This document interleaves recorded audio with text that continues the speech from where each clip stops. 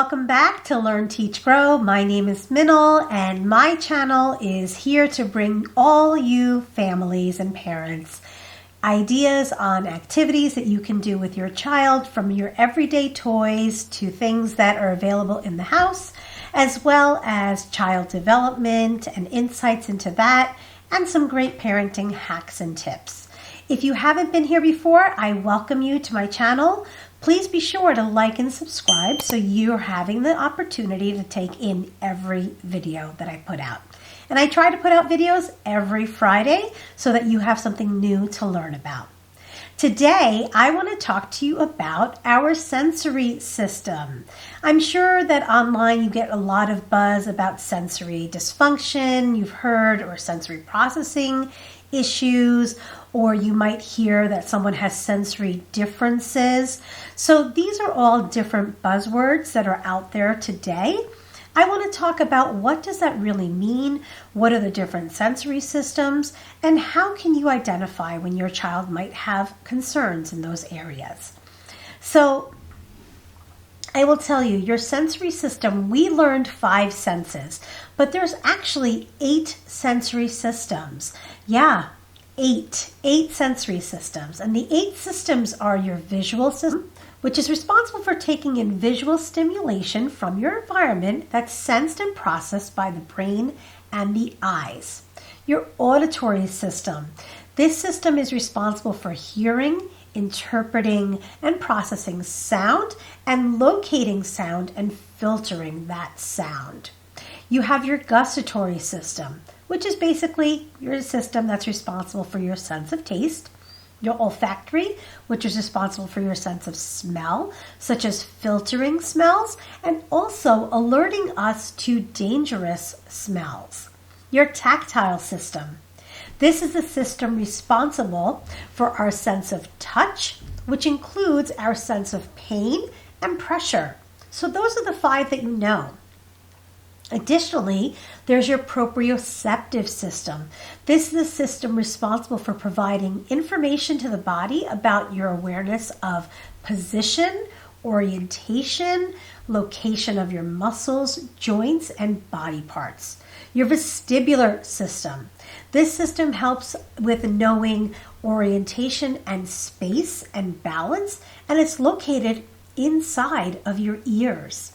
Your interoception system. This is the one that most people don't know much about, but it's the one that's responsible for awareness of internal organs.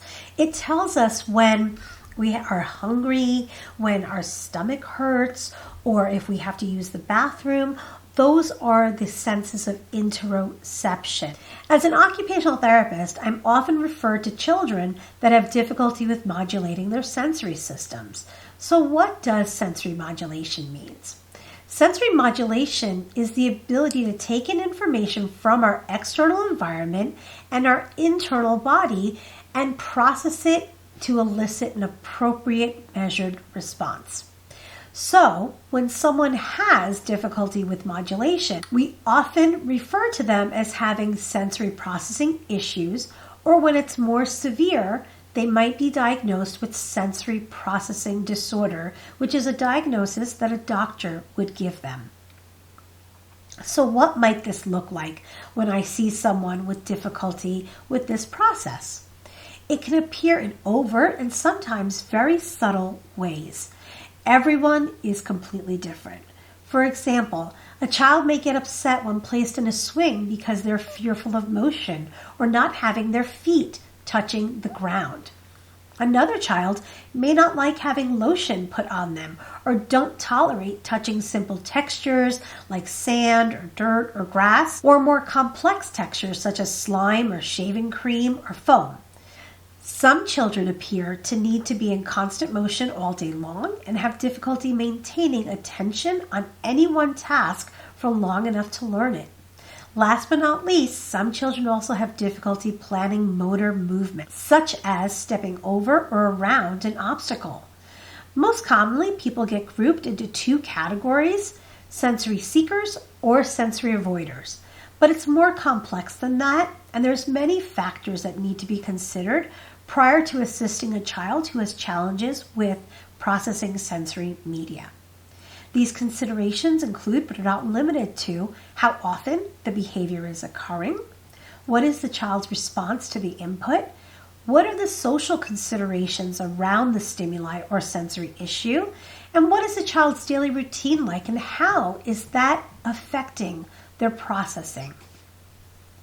Really, I recommend, if you suspect that your child might have some sort of sensory processing modulation issues, please reach out to your local occupational therapist for more guidance. Or you can book a consultation with me so we can talk about more specifics. I truly find sensory processing modulation difficulties to be very fascinating, and I find that it is an area that you can improve on and encourage your child to be able to tolerate different types of sensory input. By exposing your child to sensory media, such as tactile media that they may not be comfortable with, at a consistent basis, but in a very comforting, relaxed, non-threatening way, we do see significant improvement in their tolerance of it. You want to use techniques like modeling, where you're playing with the activity and not expecting your child to touch it at all. They can just sit and watch you play. You can also try putting a little bit of foam soap. Let's say if it's foam or shaving cream that your child is afraid of, put a little bit on your finger and allow them to try to touch your finger. You can also try hand over hand or hand on top of hand.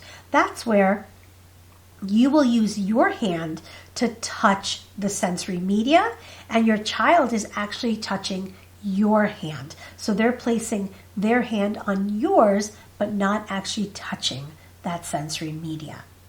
You can try things like putting finger paint inside of a plastic bag and then allowing your child to smush the paint, but not getting their hands dirty. These are simple, non-threatening ways for your child to start to develop tolerance of just being around something that might be scary to them. So with time and patience and practice, you will see changes for your child with these sensory processing modulation issues. I hope today was helpful to you. I'm going to continue to talk about each different sensory system. I also have a great PDF that talks all about each individual system and activities that you can do to help your child develop more competence in these systems. So please feel free to click the link below to be able to download your copy. Thank you so much. Have a great day.